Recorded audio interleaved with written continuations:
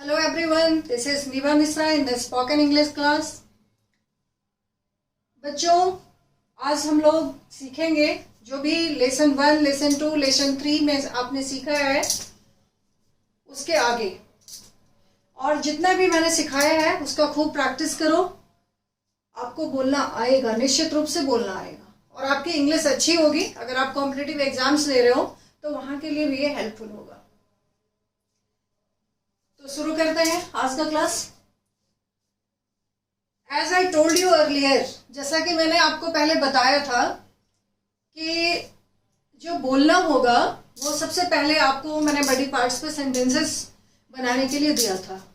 आपने सीखा सारे बड़ी पार्ट्स का नेम्स अलॉन्ग विथ कि कैसे बोलेंगे, जैसे this is my hand, this is my, like that. I am not going to repeat that क्योंकि वो मैंने बहुत सारा रिवीजन करवा दिया आपको। पिछले क्लास में मैंने आपसे प्रैक्टिस कराई थी। तो बड़ी पार्ट्स के बाद अब आप आ जाओ अपने फैमिली मेंबर्स के लिए। आज आपको क्या करना है, अपने फैमिली मेंबर्स के लिए सेंटेंसेस बनाना है। सी, सबसे पहले आप देखो, हम लोग शुरू करते हैं। As we see in everybody's family, इस तरह से होता है। जैसे ग्रैंड फादर से अगर हम लें तो ग्रैंड फादर, ग्रैंड मदर। तो ग्रैंड फादर, ग्रैंड मदर कौन हुए? दादा और दादी। अब इससे एक पहले चले जाओ,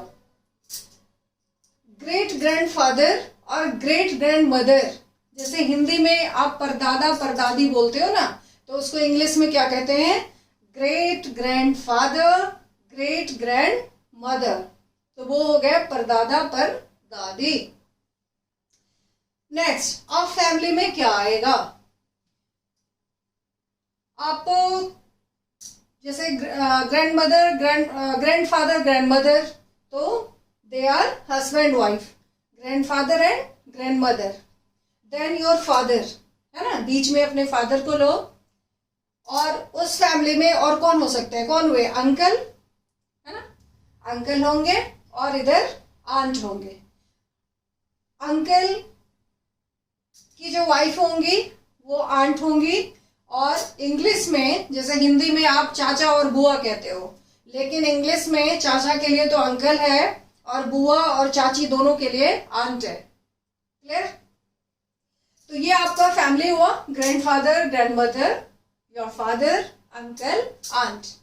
अब अंकल का मैरिज किससे करवाओगे? एक तरफ तो ये आंटी होंगी, आंट होंगी, और बुआ भी आंट हुई। नेक्स्ट यू, बीच में आप अपने आप को रखो, आप जहां पे हो। अब आपके क्या होंगे? ब्रदर होंगे, सिस्टर। अब ब्रदर की जो वाइफ होंगी वो कौन होंगी? सिस्टर इन लॉ बोलते हैं उनको। और अपनी वाइफ तो वाइफ समझते ही वाइफ। और अब अगर लड़की हो तो आपके हस्बैंड होंगे। नेक्स्ट सिस्टर, सिस्टर के जो हस्बैंड होंगे वो आपके ब्रदर इन लॉ कहलाएंगे। अब ब्रदर इन लॉ जो है वो देवर के लिए भी यूज किया जाता है, और साले के लिए भी यूज किया जाता है, बहनोई के लिए भी यूज किया जाता है। क्लियर? इसी तरह से सिस्टर इन लॉ है। सिस्टर इन लॉ जो है वो छोटे भाई की पत्नी के लिए भी आप यूज करो, और साली के लिए भी कोई ऐसा इंग्लिश वर्ड तो नहीं है, तो आप कह सकते हो इसको। नेक्स्ट, जो आपके ब्रदर के बच्चे होंगे तो उसमें मेल बच्चे जो होगा उसको नेफ्यू कहेंगे, जिसको हिंदी में भतीजा कहते हो। और जो फीमेल होगी वो नीस होगी, भतीजा भतीजी हो गई, है ना। अब इसी तरह से आगे आप चलो। ये तो हो गया पैटर्नल फैमिली, यानी पिता की तरफ का जो परिवार होता है वो। लेकिन मैटरनल फैमिली भी आप देखो। अब नाना नानी को क्या क्या कहोगे आप? तो नाना नानी भी ग्रैंडफादर, ग्रैंड मदर ही कहलाते हैं, लेकिन उनके साथ हम लोग मैटरनल लगा देते हैं, मैटरनल।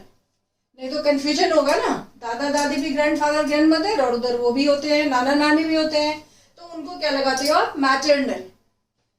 अब अंकल भी चाचा है, और मामा को क्या कहोगे? तो वो मैटरनल अंकल कहलाते हैं, मामा। मामी को मैटरनल आंटी कह दो, आंट। तो इसी तरह से अब चचेरे भाई बहन के लिए क्या कहोगे? कजन होते वो लोग। अब कजन में चचेरा भाई, ममेरा भाई, फुफेरा भाई, सारे भाई कजन हो गए, तो ये भाई हो गए आपके। तो ये फैमिली ट्री, ये जो हमने आज आपको फैमिली ट्री बताया है, तो सबसे क्लोज में पहले आप अपने आप में थे, उसके बाद आपने सेंटेंसेस बनाया जो आपके अगल बगल दिख रहा था उस पे।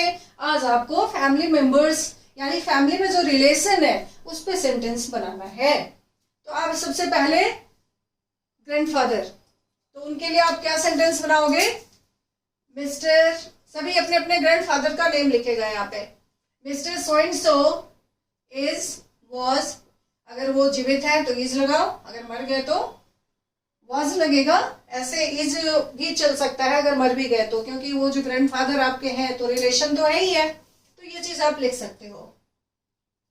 माई ग्रैंडफादर, क्लियर बच्चों? इसी तरह से आप अपने दादी का लिखो, Mrs so and so, grandmother, mister so and so is my uncle. जितने रिलेशन है घर में, अंकल, आंटी, ब्रदर, सिस्टर, नीस, नेफ्यू, जितने रिलेशन है उन सबके बारे में आप सेंटेंसेस बनाओ। थैंक यू, आज के लिए इतना ही। तो जितना भी हमने अभी तक डे 4 लेसन 4 तक सिखाया है वो सभी आपको याद रहना चाहिए। और बच्चों, वीडियो को लाइक करो, कमेंट्स करो इस पे, और पसंद आए तो शेयर जरूर करना ताकि बहुत बच्चों को इससे फायदा हो।